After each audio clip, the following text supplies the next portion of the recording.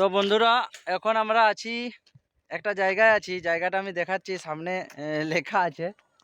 হ্যাঁ, তো এই দেখুন চারিদিকে জঙ্গল আছে, চারিদিকটাই জঙ্গল। তো এই রাস্তাটা এলাম একটা কারণ, এটা অনেক দিন আগে এসেছিলাম কিন্তু রাস্তা আমি ভুলে গেছিলাম। তো আজকে এই রাস্তাটা দেখানোর জন্য, মানে আমরা ঠিক করার জন্য এই রাস্তাটা এলাম।